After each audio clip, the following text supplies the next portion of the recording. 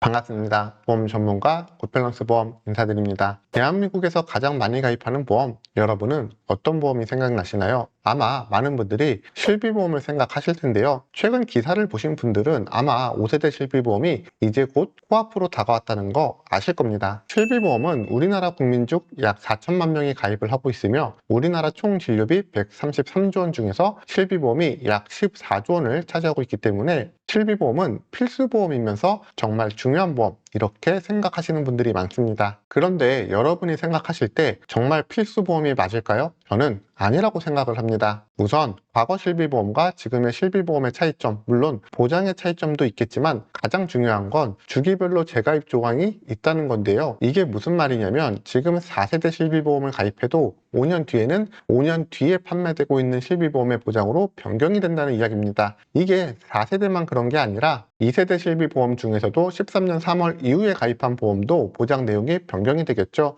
이 시기에는 15년 재가입 주기니까 가만히 있으시면 28년도에 판매되는 실비보험으로 변경이 될 겁니다. 그런데 우리나라 실비보험 가입자 비중을 보면 1, 2세대를 합쳐서 약 2190만 건, 3, 4세대를 합쳐서 약 1300만 건입니다. 그런데 13년 이후에 가입된 2세대 실손 가입자가 있을 테니까 이 갭 차이는 더 줄어들겠죠. 그러니까 상당 부분 실손 가입자분들은 변경되는 실비보험에 민감할 수밖에 없을 겁니다. 그리고 이게 전부가 아닙니다. 연간 10% 인상 가정 시에 약 3만 원대 하던 3년 갱신형 구실손이 나중에는 60세 때 약 25만 7천 원, 70세 때는 약 66만 7천 원, 3년 갱신 표준화 실손도 약 10만원 후반대에서 40만원 중반대까지도 올라갈 수가 있습니다. 그래서 최근 많이 상담하는 것 중에 하나가 보험료가 부담이 된다, 전환해야 되느냐, 이런 질문 많이 하시는데요. 여기서 벗어나면 오늘의 논제가 벗어나기 때문에 이 부분은 별도로 연락을 주시고요. 지금 여러분한테 드리고 싶은 말씀은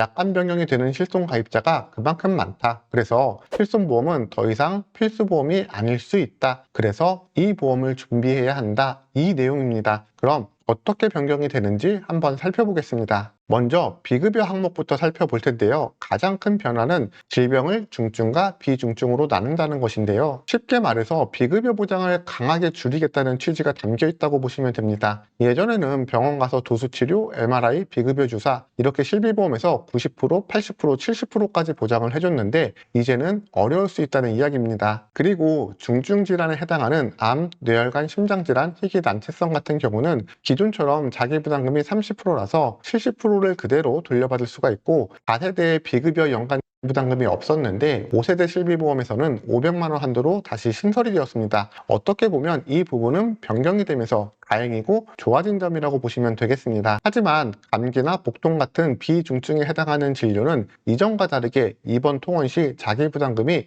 50%로 변경이 되기 때문에 보장받는 금액이 낮아지니까 내가 내야 하는 병원비가 높아지게 됩니다. 무엇보다 연간 보장 금액이 5천만 원에서 1천만 원으로 축소, 통원 일당 20만 원, 입원은 1회당 최대 300만 원으로 제한이 되어서 보장 한도 자체가 굉장히 축소가 되었습니다. 그래서 5세대 실손보험이 지금 안내된 내용으로 출시가 된다면 실비보험이 반드시 필요한 보험인가 다시 한번 생각해 볼 만큼 매력이 굉장히 떨어질 거라 생각을 하고 있습니다. 그런데 사실 이 부분이 더 문제가 될 것 같은데요. 바로 급여 진료입니다. 현행 4세대하고 언뜻 보면 동일해 보이지만 한 가지 다른 점이 있습니다. 바로 건보료 요율인데요. 만약 내가 병원에서 진료를 하고 건강보험에서 50% 지원을 받았다. 그럼 자부담이 50%가 되는 겁니다. 최대 요율이 90%니까 내 자부담금이 90% 인상. 그러니까 4세대에 비해서 70%나 높게 병원비를 낼 수 있다는 겁니다. 그래서 실손보험이 변경되기 전에 준비해야 하는 보험이 수술비 보험입니다. 아니 살면서 수술을 하면 얼마나 한다고 굳이 수술비까지 준비를 해야 해?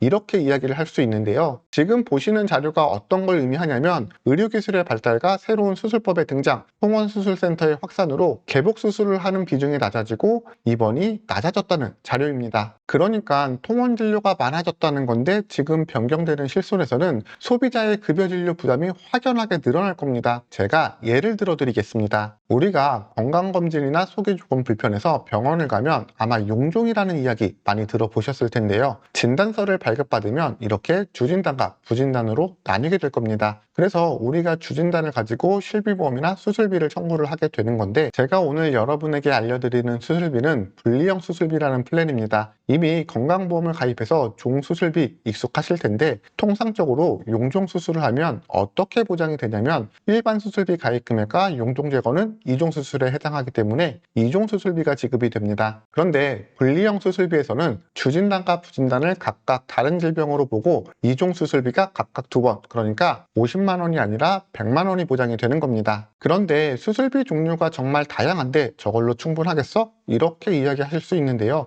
물론 수술비는 특약별로 구성이 되어 있으면 중복해서 보장을 받을 수 있습니다. 하지만 보험료의 부담이 발생이 되겠죠. 그래서 꼭 필요한 수술비로 보장을 준비를 할 필요가 있는 건데, 질병 수술비는 안 되는 걸 몇 가지 명시해 둔 거 말고는 전부 다 보장을 해주는 포괄주의 형식이라서 범위가 가장 넓지만, 단점은 가입 금액이 30만 원, 50만 원 이런 식으로 한도가 작기 때문에 암, 뇌, 심장처럼 큰 질병으로 수술을 하게 된다면 보장 금액이 낮다는 아쉬움이 존재합니다. 그래서 수술비를 구성할 때는 1에서 5종 수술비를 함께 구성하는 걸 추천드리는데, 5종 수술비 같은 경우는 약관에 규정된 신체 부위 분류별 수술 방식에 따라서 차등 보장이 가능하고, 장점은 급여, 비급여도, 그리고 앞으로 새로 나올 수술 기법도 모두 보장을 하고 있어서 보장 범위가 넓다는 장점이 명확하지만, 비관절 수술 보장이 보통 3종에서 보장이 가능하니까 비관절 수술 보장이 낮다는 아쉬움이 있습니다. 그래도 수술은 1차적으로 실비에서 케어가 가능하니까 수술비는 이 2가지만 잘 구성을 해주시면 됩니다. 7종, 8종, 9종 수술비 같은 경우는 시술 보장이 가능한 장점이 있지만 비급여 수술이 보장이 안 된다는 너무나 큰 단점이 있기 때문에 메인 수술비로 구성을 하시면 안 됩니다. 엔대 수술비 같은 경우도 수술비 특약 앞에